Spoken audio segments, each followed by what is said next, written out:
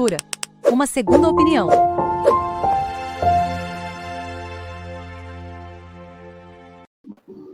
Olá, boa noite. Mais um programa Política Sem Censura, uma segunda opinião. A partir de agora estamos ao vivo na TV W12, no site, no YouTube Segunda Opinião, né, na TVT, Democracia Participativa, no Barão de Itararé. A todos vocês, muito obrigado que nos acompanham. Inscreva-se aqui na TV W12, curta os textos escritos pelos professores no site Segunda Opinião. E hoje, a 11ª live, dia 4 de outubro, vamos analisar o tema, o primeiro turno e como será a batalha do segundo turno. Professor Cleiton, bola dentro e bola fora para começar. Boa noite. Boa noite, Luiz. Boa noite, Clésio e todo mundo que está nos acompanhando nesse momento ou em outro momento, né, já que o programa fica disponível para ser assistido posteriormente. Eu vou falar do bola dentro e bola fora aqui do Ceará, né? Assim, eu acho que o bola dentro, decisivamente, foi a vitória do Elmano no primeiro turno, né? Assim, a tendência, toda a onda lulista no Ceará, estratégia exitosa, a gente sabe que é muito difícil ganhar primeiro turno, e a bola fora, a estratégia do ex-prefeito Roberto Cláudio, que praticamente tentou replicar no Ceará aquilo que o Ciro Gomes estava fazendo nacionalmente, de ataques, né, de remeter diretamente a governadora Isolda Sela. Essa estratégia acabou evidenciando ser uma tremenda bola fora, e o prefeito não ganhou, o ex-prefeito não ganhou nem em Fortaleza, né? Professor Clésio, bola dentro e bola fora. Olha, eu vou ficar com o Ceará também, mas com duas personalidades sobre o mesmo tema que se contrapõem, né? A decisão rápida do Tasso Gereissati de dizer que apoia, que o voto dele vai para Lula em apoio à democracia. Aí eu acho que, independente de identidade política, né, a gente tem que reconhecer aí uma grande tomada de decisão, inclusive de quem está saindo da política e sai honrosamente. A bola fora é de quem parece, cada vez mais dificultando a sua própria carreira política, ainda até relativamente jovem, que é o Ciro Gomes, que faz o seu pronunciamento extremamente dúbio e acreditando, ao contrário do Tasso Gereissati, que a democracia não corre risco, né? Quando está tudo muito claro que estamos aí numa situação em que o fascismo pode chegar ao poder, colocando a democracia aí num tremendo vazio, né? As instituições tremendamente desacreditadas.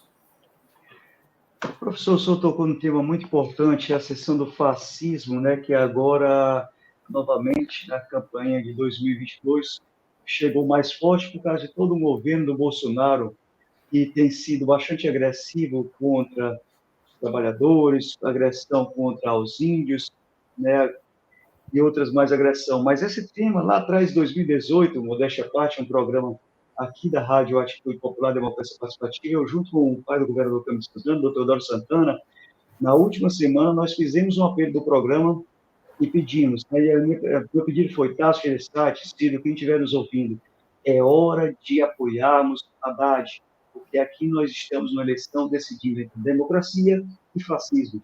E, novamente, né, estamos agora em 2022 a decidir. Não é uma eleição normal, como já não era lá atrás, do meu ponto de vista, porque nós haviam tirado um candidato, né, que foi provado depois inocente das eleições, né?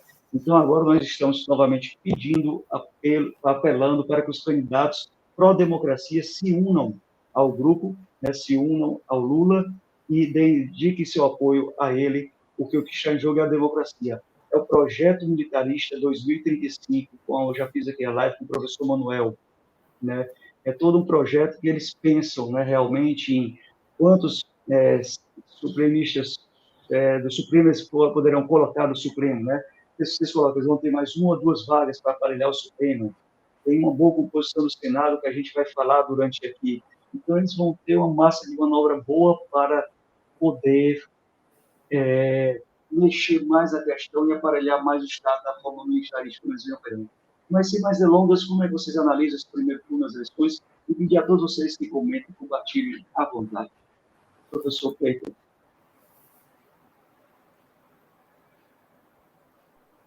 Ok. Eu vejo o primeiro turno de uma forma... Eu sou muito cauteloso, né? Eu não coaduno com algumas análises de alguns colegas mais da esquerda que viram quase que o apocalipse no primeiro turno. Eu não vejo dessa forma, né?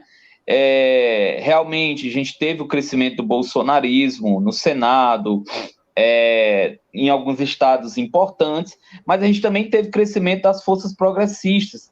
Basta a gente pegar PT, PSOL, né? Assim, crescimento de candidatos com a pauta LGBT, candidatos com a pauta indígena, periféricos, a gente viu tudo isso, né? Então, assim, nós teremos no Congresso Nacional, claro, uma força conservadora organizada, orquestrada dentro dessa pauta, mas que também vai encontrar pela frente grupos de movimentos sociais progressistas democráticos. Eu acho que isso aí, a gente tem que deixar isso bem pautado, para a gente não cair, não escorregar, não perder de antemão, digamos assim.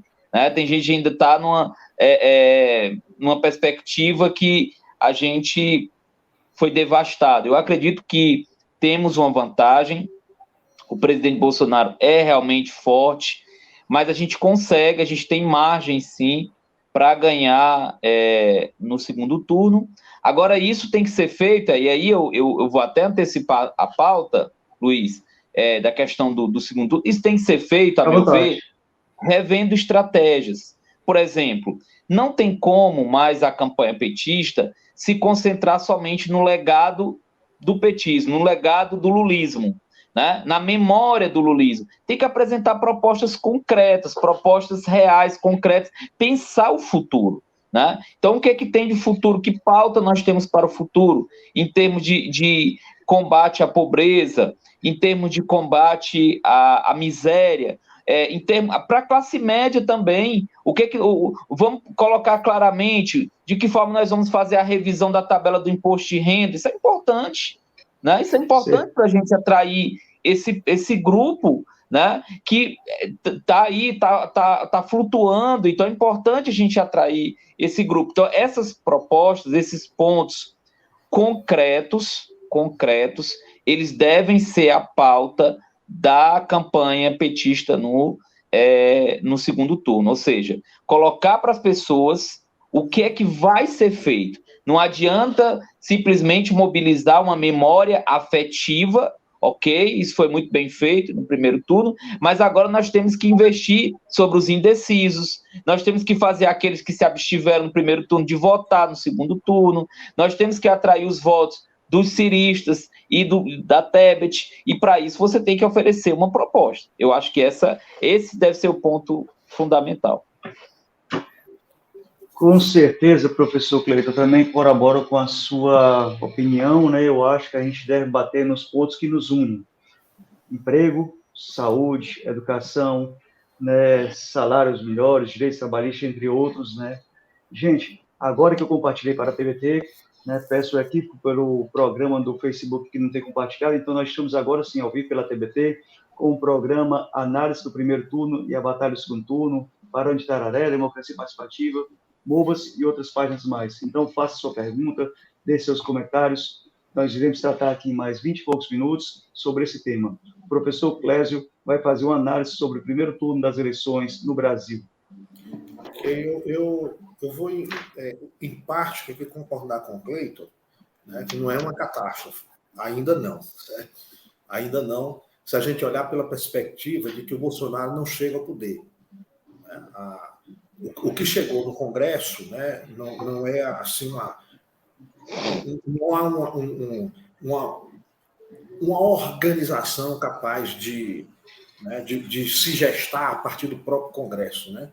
Agora, a cabeça, aí, o executivo com o Bolsonaro e esse Congresso que tem lá, se articulando, né, com algumas figuras aí já tradicionais e que tem dado essa base do bolsonarismo atual, aí é algo que complica, inclusive colocando em risco a própria institucionalidade, né? Porque tem questões aí graves, né, que podem ser postas, né? Ou seja, aquelas ameaças que o Bolsonaro fez ao longo da sua gestão, né, como ameaça ao Supremo, né, de dar suas canetadas, inclusive falando já de ampliar o número de ministros para que ele mesmo possa indicar mais alguns, já tem né, a sua cota de indicar com mais 4 mandatos, né, tudo isso, e além da sempre ameaça de trabalhar com o impeachment de ministro supremo. Né? Então, todas essas questões aí estão no ar. Né? Então, essa combinação do que nós temos hoje na casa, com uma maioria de direita conservadora, e essa cabeça aí do Bolsonaro à frente, à testa desse poder, aí se complica.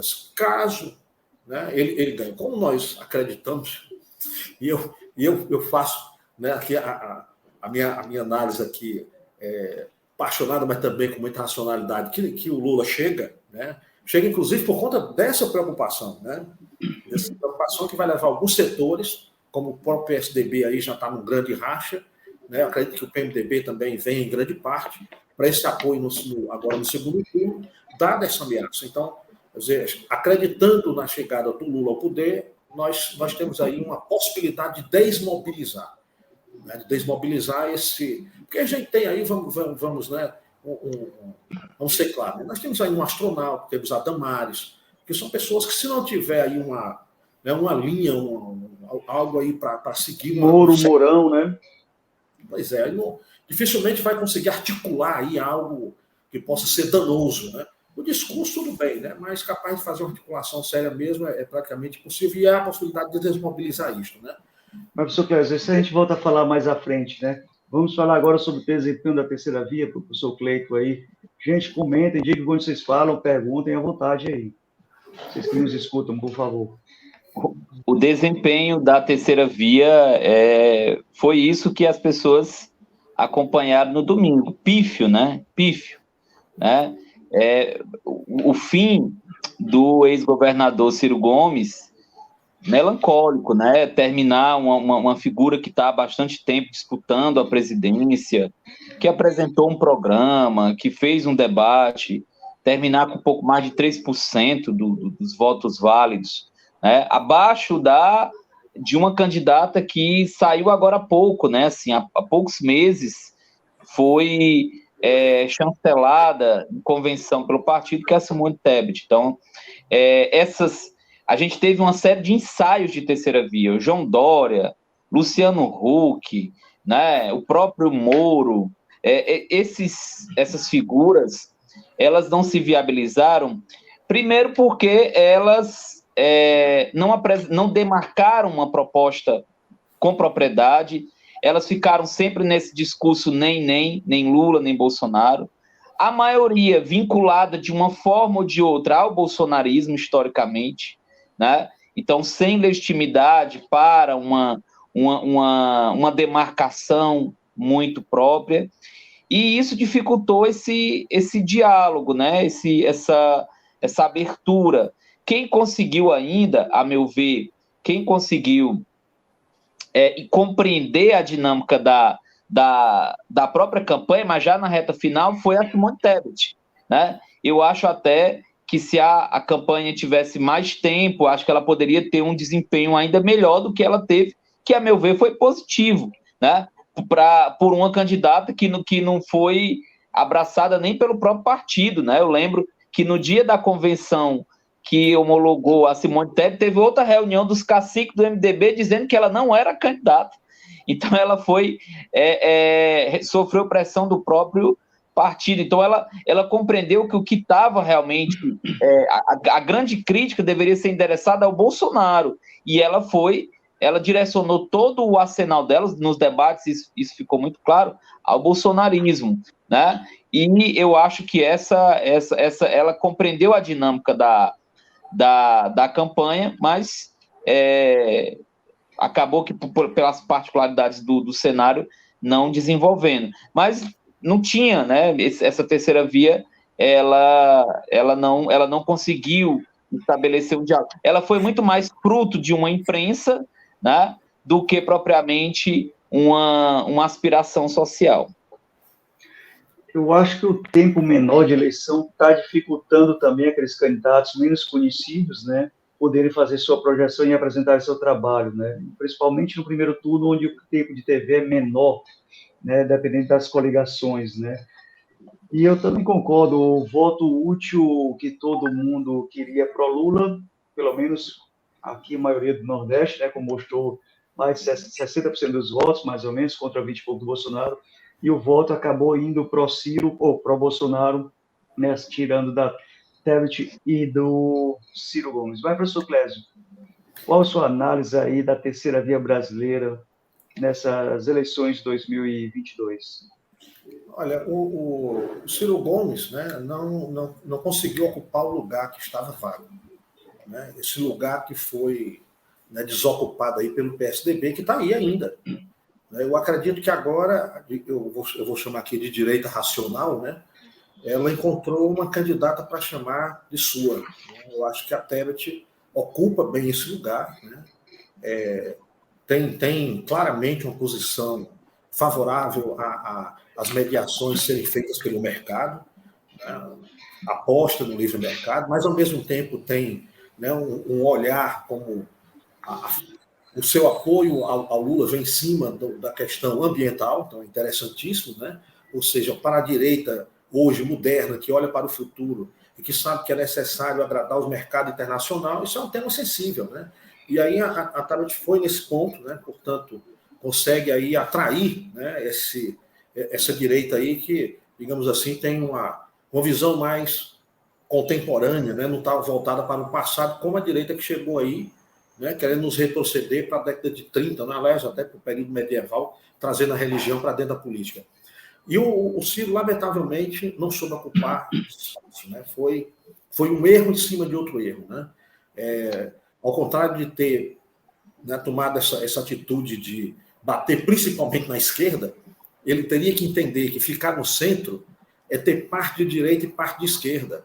Portanto, ao invés de ter batido como ele bateu, inclusive, né, lamentavelmente, até se colocando como vítima, né, quando na verdade ele vitimizou foi muita gente, né, com muita agressão. E quando ele deveria mostrar o que tinha de positivo à direita e à esquerda, o que tinha de negativo. E aí ele se colocaria nessa posição que está sendo necessária e que nesse momento era, e ele poderia ocupar. Mas não teve competência para isso e aí caiu no vazio, porque se igualou ao Bolsonaro. A Tebet, como levantou aqui o Cleiton muito bem, chega tarde, senão poderia ter, inclusive, né, chegado com muito mais força, né, talvez chegado aos 2 dígitos, que o Ciro não chegou em nenhum momento. Né? E aí ficamos no que tinha de fato alternativa. Né?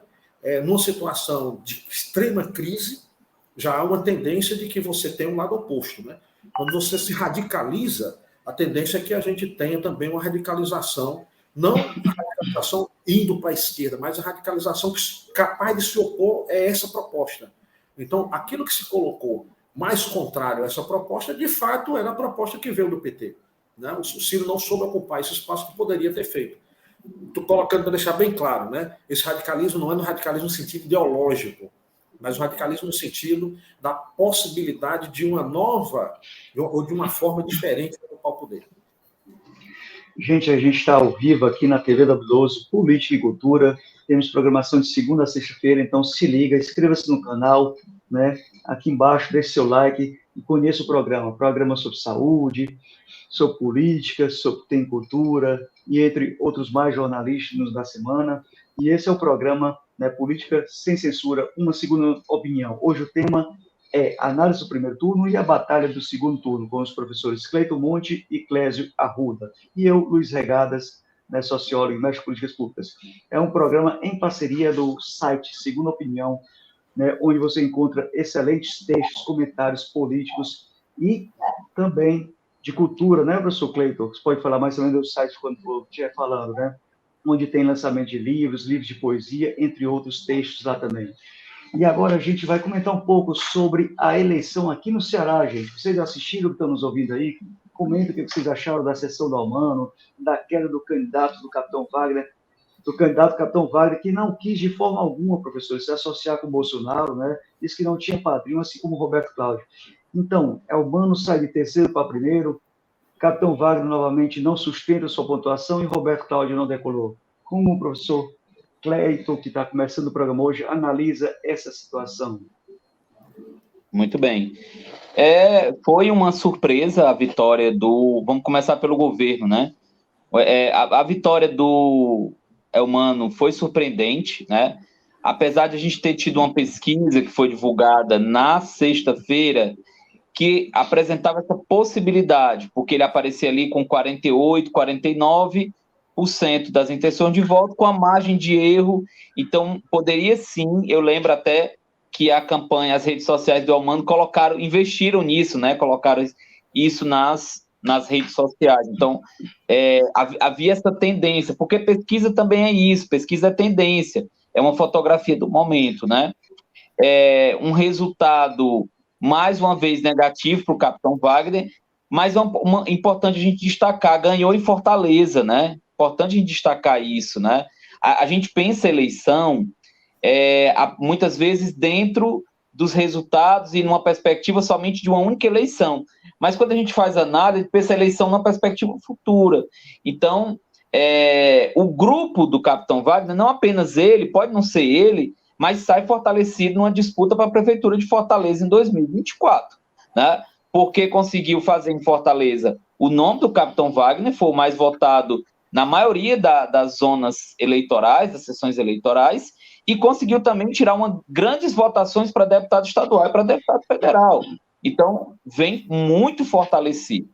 E eu acho que o resultado mais negativo para o governo foi do Roberto Cláudio, né? Como eu vinha destacando aqui inicialmente, que tentou replicar no Ceará a mesma estratégia cirista, né, de ataques, bateu de frente com o legado do governador Camilo Santana, ex-governador da governadora Isolda Sela, e acabou atraindo grande rejeição e queda nas pesquisas. Agora, recente, meus colegas lá do Jornal Povo traçaram uma análise muito interessante, né?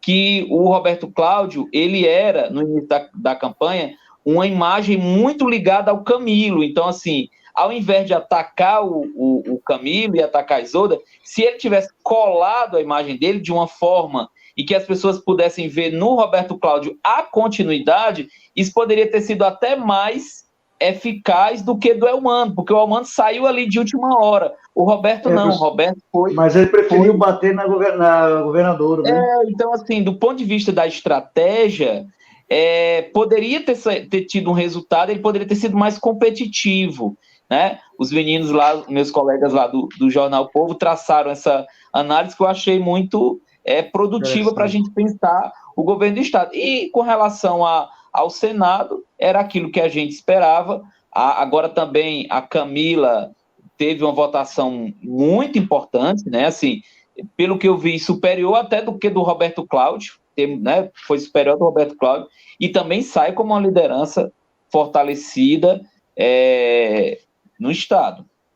Uhum. E, professor Clésio, como o senhor vê aí esse xadrez da política cearense?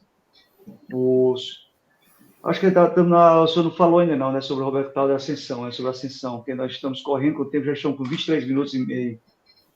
Olha, eu vou tentar trabalhar aqui ao mesmo tempo de certa forma, a governabilidade do Elmano, né? E aí tem a ver com a estratégia utilizada, que teve sucesso para chegar à frente, né? E foi algo bem trabalhado assim, nesse sentido, né? Começa pelo interior, para chegar na capital, né? Então teve essa votação expressiva no interior. Eu acredito que tinham avaliado o potencial do Capitão Wagner em Fortaleza, na região metropolitana.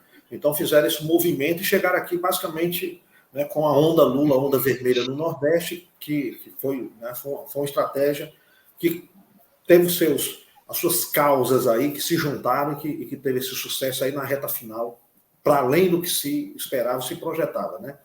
Agora, há uma falha, né, que foi jogar todas as fichas no Executivo. Então, quando a gente pensa, havia uma expectativa que essa votação expressiva fizesse pelo menos 4 deputados federais, foi 3. o que é lamentável, por outro lado, porque são os mesmos três. E aí, quer dizer, não há renovação. Quer dizer, isso é necessário que o partido pense mais na frente. O Cleiton levanta aqui a questão de Fortaleza, né? E aí a gente tem aqui o que surge de liderança, né? Tem coisa nova, né? Tem aí o Missis, que aparece aí na legenda, né? Mas também é alguém voltado mais para as questões agrária e rural, né? Então a Larissa se despontou aí, né? Tem aí um quadro que se coloca aí que pode vir a ser concorrente forte aqui em Fortaleza, mas a Câmara, nós vamos, quando você pensa o PT vai precisar do PDT, que é a maioria, né? A sua boa relação com a Câmara com a Assembleia vai se passar por essa composição e esse ajuste, né? Portanto, né, assim, tem um lado positivo, mas vai ter que arregaçar a manga para recompor, né, para montar o seu gabinete, já pensando nessa governabilidade. Acredito que não vai ter muitos problemas, até pela Isolda, que nessa transição não criou dificuldades, né? Não criou dificuldades, mantendo inclusive o mesmo quadro de pedetistas e petistas trabalhando conjuntamente. Professor, mais rapidamente, um minuto, né? Como é que vocês veem os apoios que estão chegando a ambos os candidatos, ao Lula e ao Bolsonaro? Um minutinho aí. Eu acho que são apoios previsíveis, né? Assim, dos governadores, os governadores que estão apoiando o Bolsonaro já eram identificados com ele. Então, assim, foi um apoio tímido no primeiro turno, agora já era esperado. E também, de certa forma, os apoios que a gente está vendo do Lula também já era, de certa forma, esperado. Eu acho que tem que ter um investimento por parte da campanha petista São Paulo, Minas Gerais, tem que ficar muito claro, mas também ampliar a margem no Nordeste. Isso é uma coisa importante. Sempre fala, a gente tem que São Paulo, Minas Gerais, Rio de Janeiro, tem que aumentar a margem no Nordeste. Por exemplo, Ceará, uma estratégia vencedora para o Lula é garantir 75%, 70%, 75% dos votos válidos. Isso vale também para os outros estados. Aí sim você consegue balancear a desvantagem em outros estados. Professor Clésio? Olha, eu acho que essa manutenção da militância acesa, dos deputados eleitos, dos governadores eleitos, é importantíssimo até para garantir essa preocupação do Cleiton, né?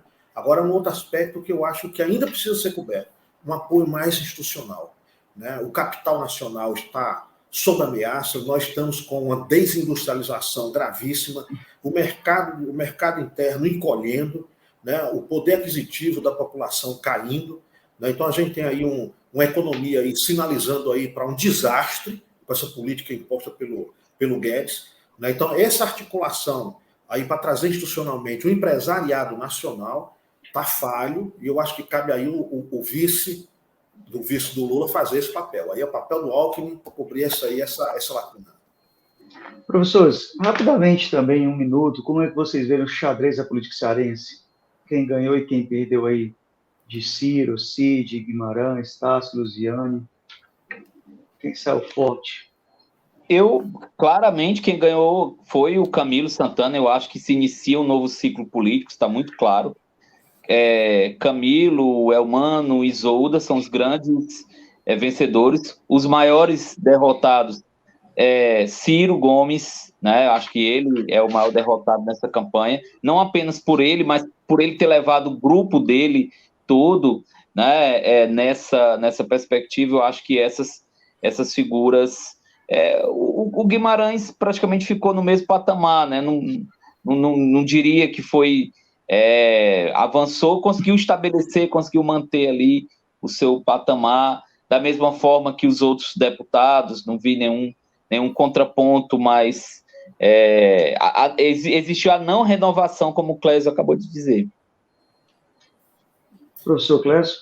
Olha, eu acho que tem aí um espaço aberto, né, para o surgimento aí de forças políticas, né? O declínio do cambebismo é o que fez surgir os Ferreira Gomes, né? O declínio do Ferreira Gomes tem aí um espaço aberto, e aí a figura do Camilo é a figura expoente, mas vai estar longe das bases, né? Vamos ver como é que ele se comporta enquanto senador, né? Se vai ser aquele que o ex-governador que vai ficando afastado, né? Ou se é aquele que vai conseguir manter uma liderança local e continuar muito próximo da base do governo do estado, da prefeitura, e aí sim ele consegue se colocar à frente, né, como negociador e uma nova liderança. Mas, de qualquer forma, né, tem aí um espaço aberto para novas forças se coligarem e chegarem aí à testa do poder no estado do Ceará. A gente está ao vivo, chegando quase ao final do programa, tem mais 2 perguntas, né? Toda terça-feira, agora a partir das 9 horas, esse programa Política Sem Censura, uma segunda opinião, parceria com o site Segunda Opinião. Corra lá, leia as matérias, né, os textos que tem lá divulgado sobre o nosso Brasil, sobre o nosso Ceará, sobre poesias, entre outros textos. Agora eu quero saber, diante da composição do Congresso, né, mais 1 minuto também, diante do que foi eleito, quem vai ter mais problema para governar? Que os bolsonaristas por aí, alguns estão dizendo que o Lula não vai conseguir governar, por isso tem que eleger o Bolsonaro, que o Lula vai ser deposto, porque a esquerda não fez muitos, né, congressistas, não vai ter muito apoio. O professor Cleiton acha, em 1 minutinho, que a gente está um pouquinho atrasado hoje. O Lula é um grande articulador político, né? Assim, ele já provou isso. Ele nunca teve um Congresso Nacional, uma base confortável, né? Isso assim, basta a gente pegar 2006, 2010, nunca teve uma base confortável, foi uma base sempre construída. Eu acho que a perspectiva de poder aproxima, por exemplo, principalmente o Centrão. Eu acho que o Centrão pode sim se aproximar do Lula num eventual governo, e eu acho que isso aí pode fazer a diferença. O maior problema vai ficar por conta do Senado, novamente. Olha, eu Clécio, o que você acha? Porque eu acho que não diminuiu muito, não, né? Assim, o PL subiu, mas a esquerda também manteve o seu patamar dos anos anteriores, né?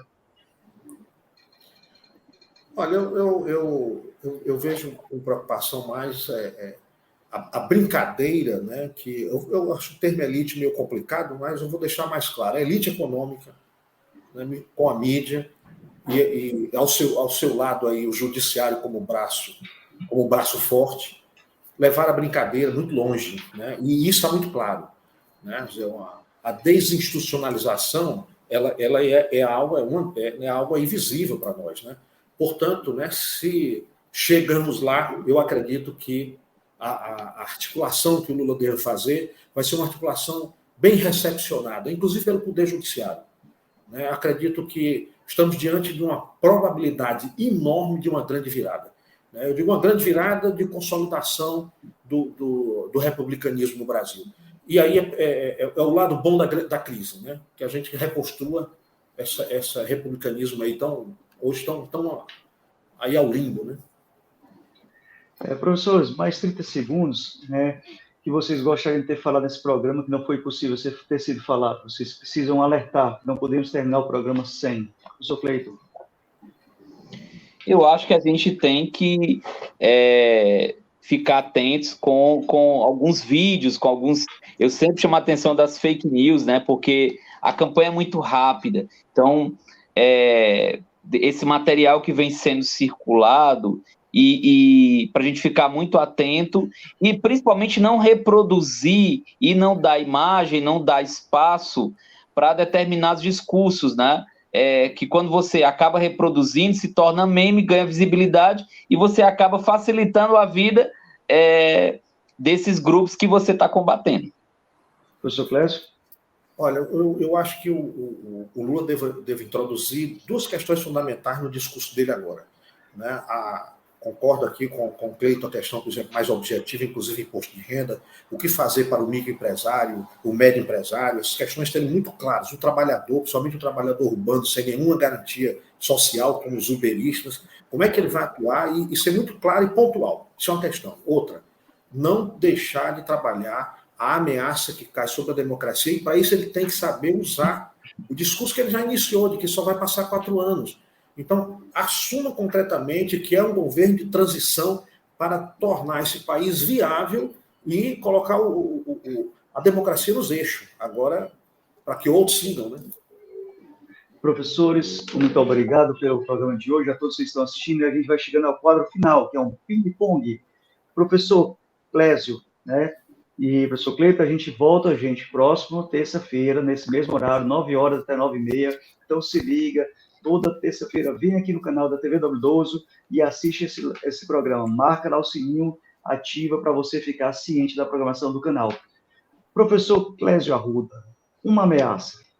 Olha, eu vou com a mesma ameaça que dei você espero, pelo menos para 55% dos eleitores. A vitória do Bolsonaro é uma ameaça às Américas, porque a chegada do fascismo na América, pela primeira vez, com força, né, e a gente pode aí já ter com alguns exemplos, aí, como na Europa, na Itália, né, o reacendimento disso também na Alemanha, quer dizer, não é algo que a gente deva tratar como coisa de menor importância, né?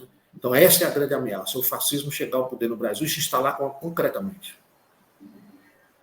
Professor Cleiton, um falso brilhante. A logística, a publicação e o método das pesquisas eleitorais tem que ser seriamente revista, e a gente tem que repensar uma série de ferramentas para que esse importante mecanismo não caia em descrédito junto à população, como aconteceu agora no primeiro turno da eleição. Meu muito obrigado a todos e a todas que assistiram o programa. Até terça-feira que vem, às 9 horas. Tchau, tchau.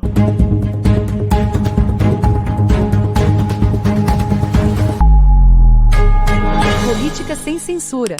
Uma segunda opinião.